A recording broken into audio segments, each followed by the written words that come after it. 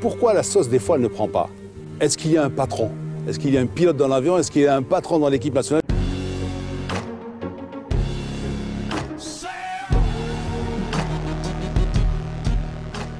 J'ai des jeunes collaborateurs ici à la radio qui nous disent finalement on n'a jamais connu une équipe du Maroc gagnante. 86-2014, ça fait quand même une génération. Hein.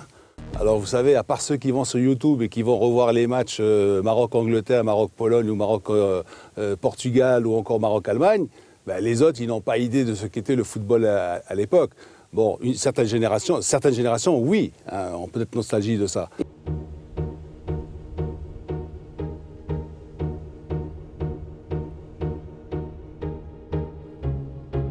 Attendez, je vais vous dire autre chose aussi. Et vous pensez que si on avait gagné en Tanzanie, vous pensez que les Ivoiriens n'auraient pas été un peu plus performants avec nous? C'est ça aussi. Parce que les Ivoiriens, qu'est-ce qu'ils se sont dit? Bon, ben, ils ont perdu là-bas, nous on a gagné, donc ils ont calculé. Les Ivoiriens ont calculé, voilà.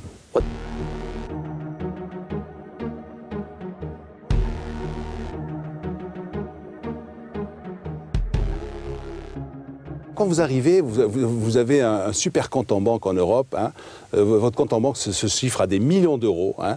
Lorsque vous gagnez, je ne sais pas, 200 000 à 300 000 euros par mois. Hein.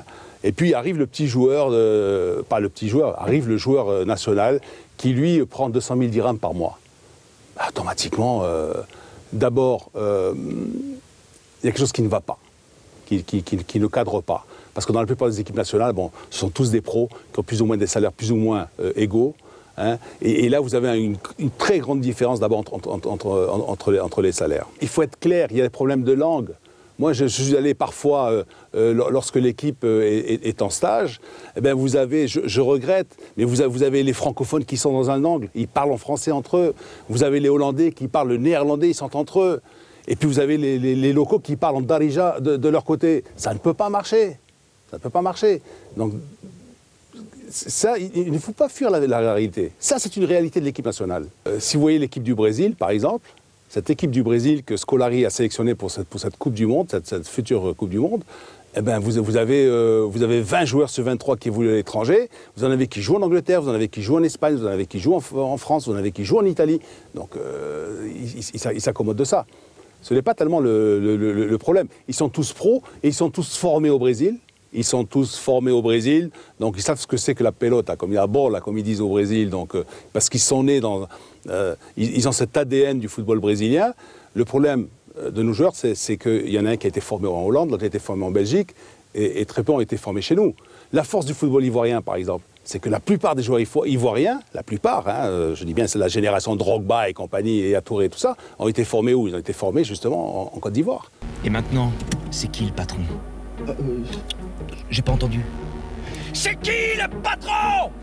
C'est moi le patron! Ouais. C'est moi le patron! Ouais. Est-ce qu'il y a un patron? Est-ce qu'il y a un pilote dans l'avion? Est-ce qu'il y a un patron dans l'équipe nationale? Je vous dirai tout de suite non. Il n'y a pas de patron. Il y a des joueurs qui ont du charisme. Il y a Benatia, hein, qui peut être un patron. Il y a Benatia. C'est tout, je regrette. Patron, je veux dire. Hein. C'est-à-dire quelqu'un qui a de l'influence sur ses camarades.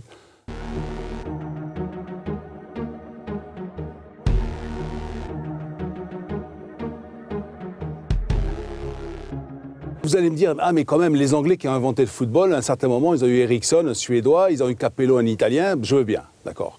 Mais je dirais que l'équipe nationale, une équipe nationale de football, c'est un sujet beaucoup trop sérieux pour être confié à un étranger. C'est-à-dire, voilà, à quelqu'un qui ne connaît pas la culture marocaine, à quelqu'un qui ne connaît pas le foot marocain, à quelqu'un qui n'a pas, qui ne connaît pas les subtilités de la langue marocaine.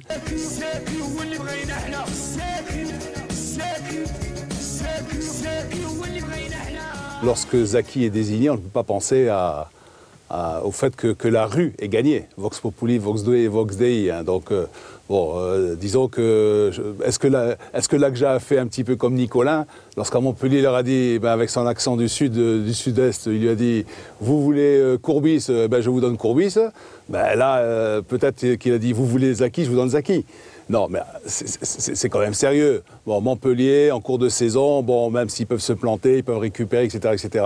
Mais nous, on ne peut pas se permettre de prendre un tel risque. Donc ça veut dire que même si on peut dire qu'il y a une toile de fond, voilà, en toile de fond, on peut dire que Zaki a été désigné pour calmer un petit peu la rumeur, hein, en cas de catastrophe, d'énième catastrophe. On peut dire que de toute façon, c'est l'homme idéal, je dirais, hein, pour reprendre l'équipe nationale en main.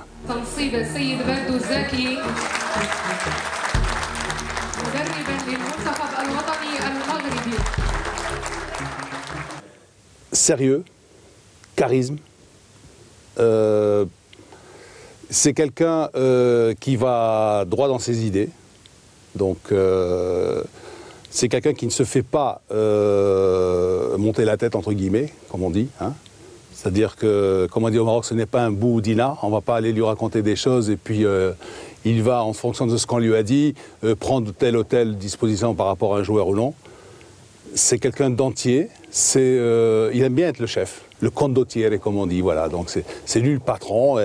Bon, il est vrai qu'avec ses collaborateurs, avec Nassir en particulier, ça avait très bien marché. Donc, il est vrai aussi qu'un entraîneur national est toujours entouré d'un staff. Donc, ça devrait marcher. Tout de suite, lorsqu'on parle de Zaki, on dit « Ah, mais Zaki, qu'est-ce qu'il a fait depuis la Tunisie ?» Il n'a rien fait. Partout où il va, il s'en va, il claque la porte, ou bien on le remercie. Mais il ne faut pas oublier que ce sont deux métiers différents. Le métier du sélectionneur et le métier de l'entraîneur.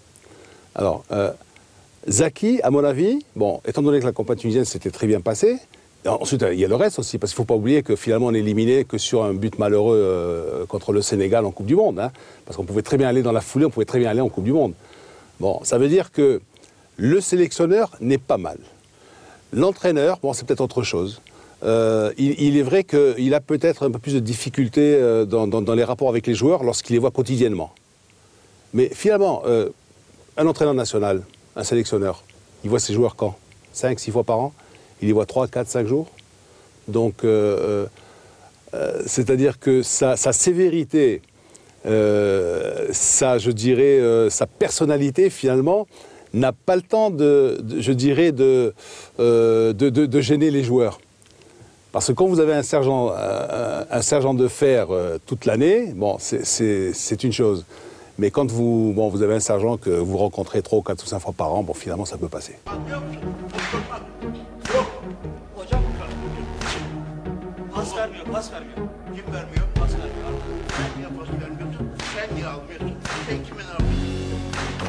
Maintenant, qu'est-ce que vous voulez, les temps ont changé.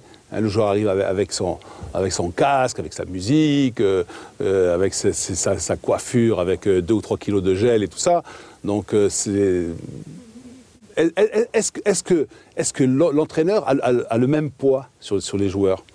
Moi, j'ai vu des responsables de la commission technique dire aux joueurs enlève-moi ce maillot, tu n'as aucun respect, tu ne porteras plus ce maillot, tu te comportes très mal, moi qui essaie de t'élever un petit peu dans les rangs sociaux, etc. On peut plus le dire aujourd'hui.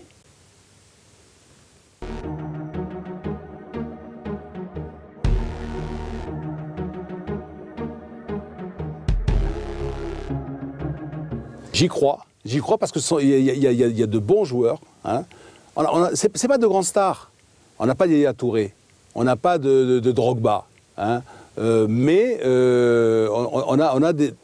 Quand quelqu'un est titulaire à l'AC Milan, quand quelqu'un parfois est capitaine de l'AS Roma, quand quelqu'un est un des piliers de l'AS Monaco, ça veut dire quand même qu'ils ont une certaine valeur.